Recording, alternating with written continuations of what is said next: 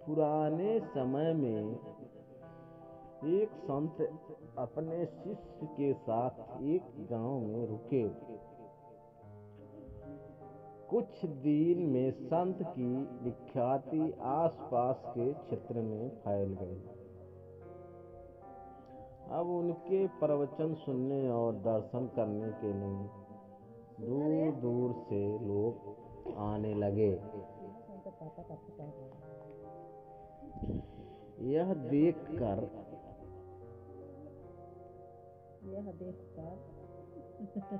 उसी गांव का एक अन्य पंडित परेशान हो गया।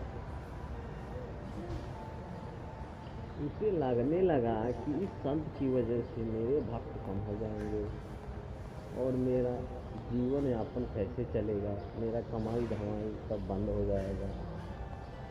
पंडित ने संत का बुराई करना शुरू कर दिया। वह लोगों के सामने उस संत की बुराई करता था। एक दिन संत के शिष्य को ये सारी बातें मालूम हो गई तो उसे बहुत गुस्सा आ गया। वह तुरंत अपने गुरु के पास पहुंचा और पूरी बात बताई। संत ने शिष्य की बातें सुनी और कहा कि उसे छोड़ो।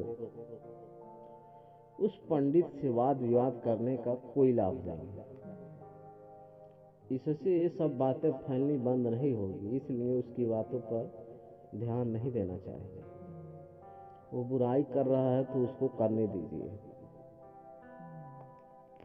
संत ने देखा कि शिष्य का क्रोध शांत नहीं हुआ है, तब उन्होंने कहा, जब जंगल का हाथी गांव में आता है तो उसे देखकर सभी कुत्ते भौंकने लगते हैं, लेकिन हाथी पर इसका कोई प्रभाव नहीं पड़ता।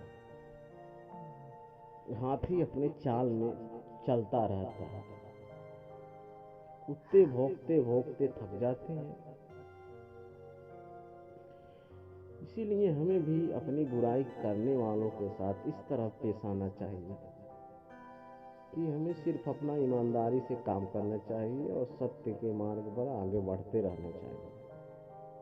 जो लोग बुराई करते हैं उसे बुराई करते रहना चाहिए। अच्छे काम ही ऐसे लोगों का मुंह बंद करवा सकते हैं। बस।